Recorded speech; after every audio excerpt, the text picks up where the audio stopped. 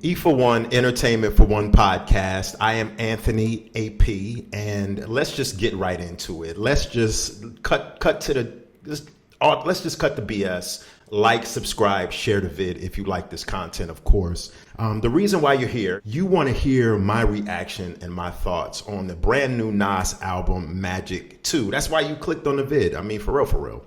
And I'm going to just tell you up front that I think this is a very dope album. I think this album is most definitely better than the first Magic album, which that was a pretty good album as well. NAS is on a streak right now. HitBoy is on a streak. NAS has never released this much music within 2 or 3 years, a year span.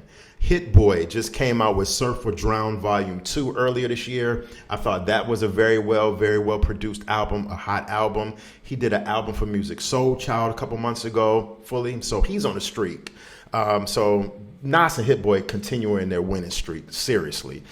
Track number 1 is an intro, and I think it's cool. It's a short intro, just like a little talk. And I think that's like Pimpin' Ken that's talking over that instrumental. I could be wrong. Track number 2 is Abracadabra. And on this track, NAS is doing his double time flow, which, you know, is a pretty good thing because NAS does it again on another track that I'm going to talk about in a minute. And NAS has pretty much mastered that flow. NAS mastered that flow years ago on his Nostradamus album, where he had a couple of tracks or a track on that album when he was doing that years ago. So NAS is a professional at it. And on this track, the opening track, Abracadabra, NAS talks about, people want to hate on him and HitBoy since they have a winning streak right now. He talks about people's and individuals, certain journalists, so-called journalists, whack hip-hop top 10, top 50 list. And he talks about, how Abracadabra, how he makes magic on the microphone. And the beat is okay. The beat is okay, but it's a decent warmer to start off the album. But, I'm not a real big fan of this track. Track number 3, that was track 2 was Abracadabra. Track 3 is Office Hours featuring 50 Cent. Now, this is the one that everybody has been talking about and looking forward to ever since earlier this week. Today is a Friday. The album just came out. Today is Free for All Friday, okay? So everybody was talking about and anticipating this track. I know I was, and I love this track. The beat is very, very nice. HitBoy has some extremely dope production on this album. HitBoy continues to raise the bar. The beat is nice. The beat is hard hitting when it drops. Nas does a little bit of reminiscing on this track to where he talks about he goes into a little bit about his past differences, beef with 50, talking about how he got on Power 105, and was talking reckless about 50 and that little bit of riff that they had. He just touches on that a little bit. But my biggest thing about this track that I did not like was 50 Cent's verse was a nice verse, too short. The verse was extremely too short. It was like a 15-20 second verse. Like 50, I was just starting to 50 was reeling me in. I was starting to really get warmed up to 50's verse and his flow over the beat, and then he just ended it. So I thought that Nas and 50 cheated us, because I was looking for a full verse from 50, and it would have been nice to see Nas and 50 do, a back and forth kind of thing, but not even that. 50, just give us a full verse, because 50, we rarely hear him nowadays do his thing musically. And I thought it would have been dope to get a full verse from 50, but the little bit of snippet we got, I thought it was cool. I thought it was all right, but I love this track. Probably one of my favorite tracks, if not my favorite track on the album.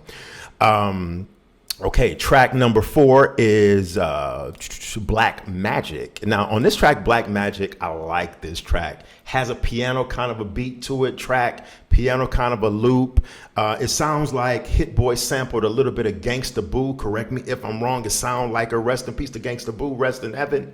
It sounded like HitBoy sampled a little bit of her at the beginning of the song. And this is kind of like this is the female track. He talks a little bit about a female on this track right here, first verse. He talks about a female being cursed. How some women are just cursed and they have that bad energy. Nas discusses that a little bit. And Nas once again continues to experiment with the double time flow, which he masters. Once again, like I said before, he masters it very, very well, especially on this song.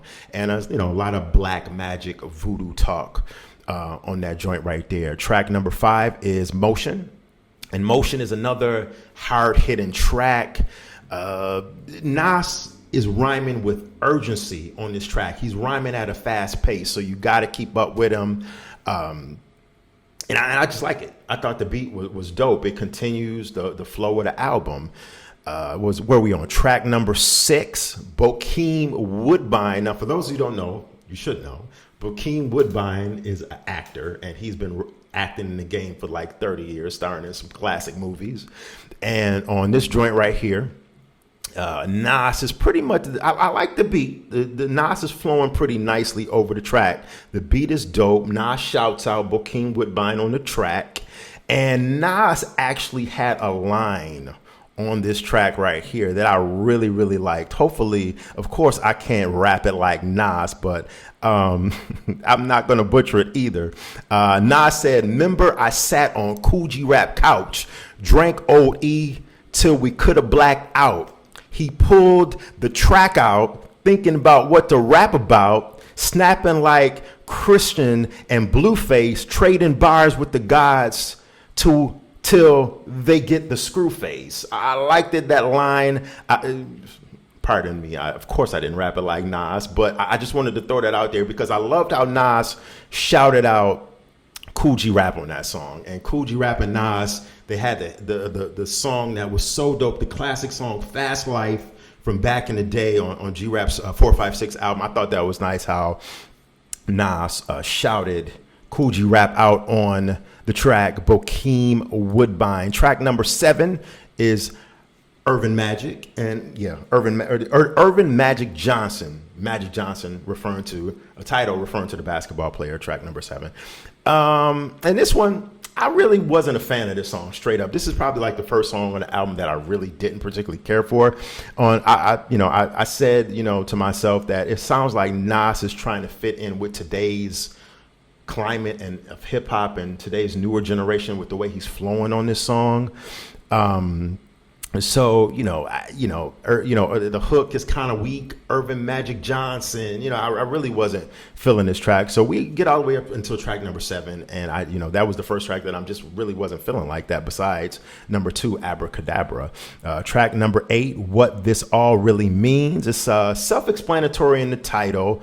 Nas is talking about, and one of the lines that I won't rap this one, try to, but Nas on this joint was one of the things he referenced was that he talked about how he loved how the I Am album, I think that was his 3rd album, was bootlegged so heavily back in the 90s. And if anybody remembers, I Am album was supposed to be a double album. That was like back in 97, 98-ish, 98, when a lot of rappers were coming out with double albums. Everybody was coming out with a double album back then, from Master P to Biggie to Tupac to Nas. I can go on and on and on. But yeah, I Am album, to me, the original bootleg version was a classic album.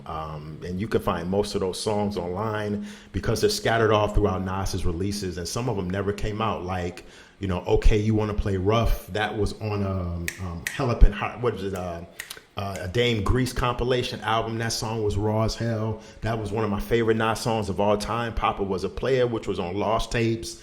And just, you can check it out. But anyway, that's what Nas talks about on that song, What This Really Means, track number 8. Track number 9, Slow Down. It's a reflective joint. I thought it was cool. It was all right. The subject matter works over this beat that kind of sounds like a reminiscent type of beat, like you're reminiscent, thinking about back in the day. So it's a reflective song. Track number 10, Pistols on Your Album Cover. And I love the KRS-One sample, the BDP, Boogie Down Production sample that he has on this song. He shouts out Boogie Down Productions BDP, and he talks, one of the lines that he talks about is how, pistols on your album cover like BDP. Can't remember if that was in the song or on the hook, but if you know your history, your hip hop history, Boogie Down Productions were probably like one of the first hip hop groups, if not the first hip hop group, to feature guns on an album cover. When KRS-One had the machine gun. I think it was either machine gun or gun looking out the window, kind of reminiscent of that classic Malcolm X picture. So I thought that was very dope. I like how Nas, shouted out Chris and BDP. So that song was okay. That song was cool. And that was track number 10. Track number 11 was the bonus track, One Mic, One Gun, featuring 21 Savage. We heard that months ago. I didn't like that song when it came out, and that song does nothing for me. But anyway, I thought this album was dope. If I'm rating this album on an old Source magazine scale, 1 to 5, 1 to 5 mics, 1 being terrible, whack as hell, 5 being a hip hop classic, or just 1 to 5 scale, I'm giving this album a 4 mics. I thought this album, was a very, very good album, a surprise of an album. That came out of nowhere. Nas just announced it. So I thought this was a heater. It was a very cool, very dope album. I'm giving this album a strong, I'm giving it a 4, just a straight 4.0, 4 rating out of 5. So let me know what you think in the comments section. Okay, I want to know what you got to think about this album. I really do. I'm going to read all the comments and I'm going to respond back too. This has been the E for One Entertainment for One podcast, and I will check you later. Peace.